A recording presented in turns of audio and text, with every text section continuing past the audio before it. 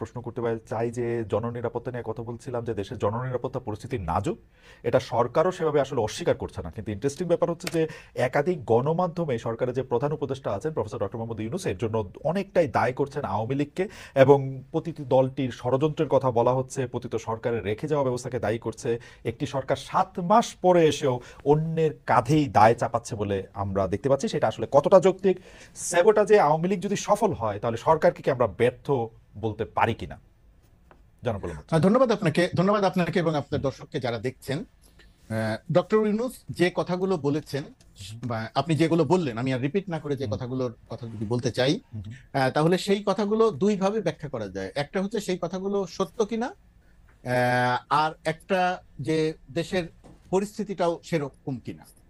আমার কাছে যেটা মনে হয় যে ডক্টর মোহাম্মদ ইউনূস যে কথাগুলো বলেছেন সেই কথাগুলোর ভেতরে অবশ্যই সত্যতা আছে এবং অবশ্যই তিনি সত্য কথাটাই বলছেন।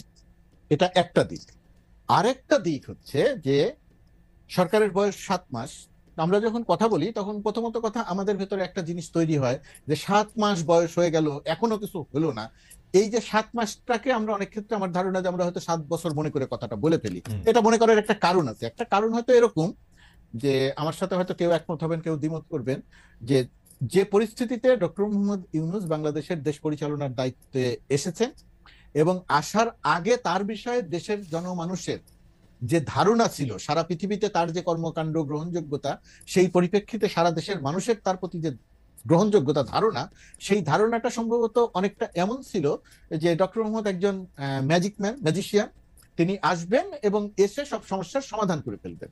তো তিনি এসেছেন, মানুষ এক ধরনের আশায় বুক বেঁধেছে, বিপুল প্রত্যাশা তৈরি হচ্ছে। তো সেই প্রত্যাশার জায়গাতে তখন মানুষের ভেতরে ওই ওই ব্যাপারটা তৈরি হলো যে কই আমার আইন শৃঙ্খলা পরিস্থিতি তো ঠিক হলো না, চুরি বাড়লো কেন, ছিনতাই বাড়লো কেন, সামগ্রিক আইন শৃঙ্খলা পরিস্থিতিতে তো অবনতির অবস্থা আছেই বা কোনো কোনো ক্ষেত্রে একটু বেড়ে গেল। মোহাম্মদপুর এলাকায় অনবরত ডাকাতি হচ্ছে, ঘটনাটা পুরোপুরি সত্য নয় কিন্তু ডাকাতির দু একটি ঘটনা ঘটেছে এটা সত্যি। কিন্তু সরকারের পক্ষ থেকে প্রথমত কথাই যে ডাকাতির যে ঘটনাটা ঘটেছে সেই ঘটনাটা নিয়ন্ত্রণ করার জন্য যে পরিমাণ অ্যাক্টিভ থাকা দরকার ছিল, যে পরিমাণ অ্যাক্টিভ দেশের মানুষকে দেখানো দরকার ছিল। আমি যদি এলাকার কথা দিয়ে বলি যে ধরেন মোহাম্মদপুর এলাকা বা ধানমন্ডি এলাকা, ওই মোহাম্মদপুর বা ধানমন্ডি এলাকার মানুষকেও সরকার দৃশ্যমান ভাবে ওই জিনিসটা দেখাতে পারে নাই যে সরকার খুব তৎপর আছে। সরকার মানুষের মনে আস্থাটা আনতে পারে নাই। মানুষ একটা সামাজিক যোগাযোগ মাধ্যমে কেউ একজন লিখে দিল যে ডাকাতি হচ্ছে, ডাকাত হচ্ছে, অমুক এলাকায় ডাকাত করেছে, একটা পুরো অঞ্চলের পুরো এলাকার সব মানুষ জেগে বসে থাকলো লাইট জ্বালিয়ে যে ঘুমানো যাবে না, তাহলে ডাকাত আসতে পারে। এই জায়গাটিতে সরকারের যে অ্যাক্টিভ রোল প্লে করা দরকার ছিল সেই জায়গাটাতে একটা বড় রকমের ঘাটতি আছে। এটা সরকারের দিক থেকে। আরেকটা জিনিস হচ্ছে, যেটা আরেকটা দিক, যে এই 7 মাস অনেক বেশি সময় নয়, কিন্তু যদি আমি অন্তর্বর্তীকালীন সরকারের মেয়াদ 2 বছর ধরি, সেই 2 বছর যদি সময় ধরি তাহলে আবার 7 মাস একটা বড় সময়। এখন এই সময়ে একই সঙ্গে সরকারের প্রথম অংশের আমি যেটা বললাম যে সরকার অ্যাক্টিভ থেকে যে কাজগুলো করা দরকার ছিল সেই জায়গায় সরকারের একটা দুর্বলতা আছে। দুর্বলতার কিছু মানে কারণ আছে।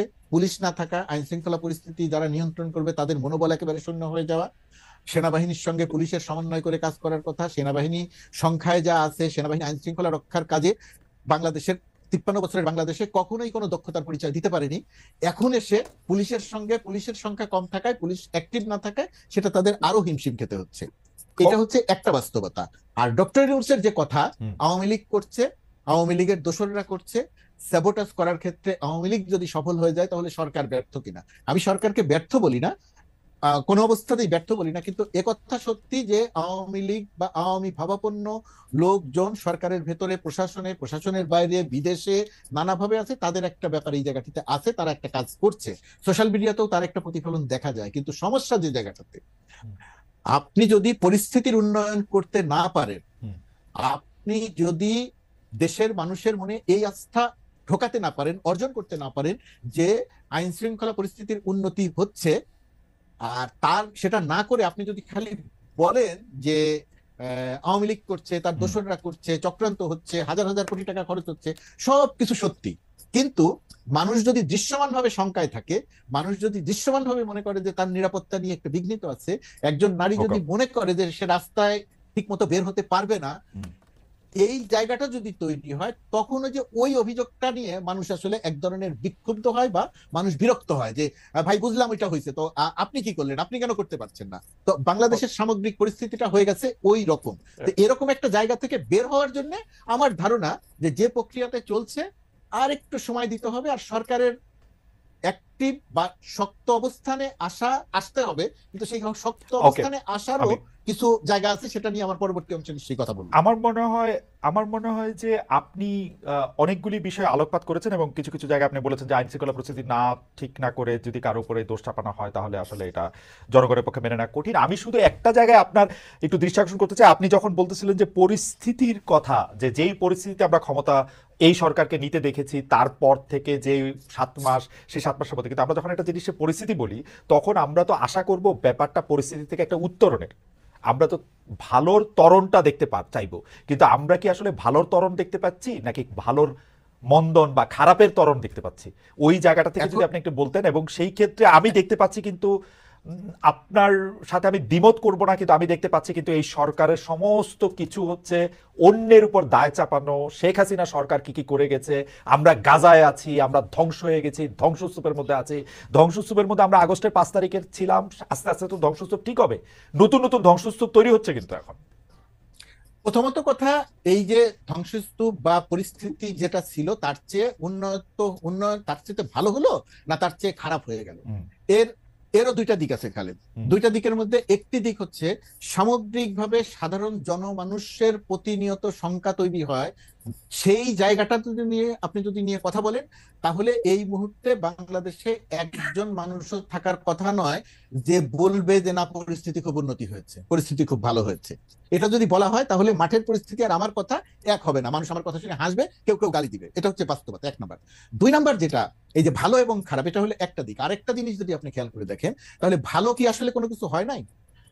সেটা সাধারণ মানুষ পর্যন্ত ওইভাবে দৃশ্যমান নয় যে জায়গাগুলোতে কাজ হয়েছে। ওকে, ধরেন জিনিসপত্রের দামের, 1 মিনিট আমি জি, 1 মিনিট, জি, জিনিসপত্রের দামের কথা যদি আপনি বলেন, সরকার দায়িত্ব নেওয়ার পর থেকে যেভাবে বাড়ছিল জিনিসপত্রের দাম, কিন্তু চাল এবং তেল ছাড়া জিনিসপত্রের দাম কিন্তু এই মুহূর্তে সাধারণ জনমানুষের ক্রয় ক্ষমতার মধ্যে আছে। হুম, জিনিসের দাম 1 বছর আগে যে জায়গাটাতে ছিল তার চেয়ে বাড়ে নাই। বেগুনের কেজি অন্যান্য সময়ে যে ভাকুম বেড়ে যেত এই রোজার মধ্যে সেরকম বাড়ে নাই। শসার দাম সেভাবে হুম, বাড়ে নাই, কাঁচামরিচের দাম বাড়ে নাই, পটলের দাম বাড়ে নাই। হুম, এই যে একটা জায়গাতে, এই জায়গাটাতে ডেফিনেটলি কাজ হয়েছে, 1 নাম্বার। 2 নাম্বার হচ্ছে আর যে জায়গাটাতে কাজ হয়েছে সাধারণ মানুষের যে জায়গাটাতে প্রভাব পড়ে না। ধরেন ব্যাংক থেকে দিন হিসাবে যদি আগে হিসাব করেন, ব্যাংক থেকে যে পরিমাণ টাকা ঋণ বা জালিয়াতির নামে বের হয়ে যেত সেটা বন্ধ হয়েছে, আহ, 1 নাম্বার। 2 নাম্বার, যে পরিমাণ টাকা পাচার হয়ে যেত সেই পাচার হওয়াটা বন্ধ হয়েছে। এই আর্থিক খাতে আগের একেবারে পুরোপুরিভাবে শৃঙ্খলা এসেছে আমি সেটা বলবো না, কিন্তু আর্থিক খাতে যে প্রক্রিয়াতে নৈরাজ্য চলছিল, টাকা ছাপিয়ে যে প্রক্রিয়াতে ঋণের নামে দিয়ে দেয়া হচ্ছিল এবং পাচার হয়ে যাচ্ছিল, সেই বড় বড় জায়গাগুলোতে কাজ হয়েছে। ওকে, ঋণ, হ্যাঁ, এই জায়গাগুলোতে কাজ হয়েছে। সুতরাং কাজ হয় নাই এটা যদি আমি বলি তাহলে সেটাও আবার না, সত্য বলা হবে না।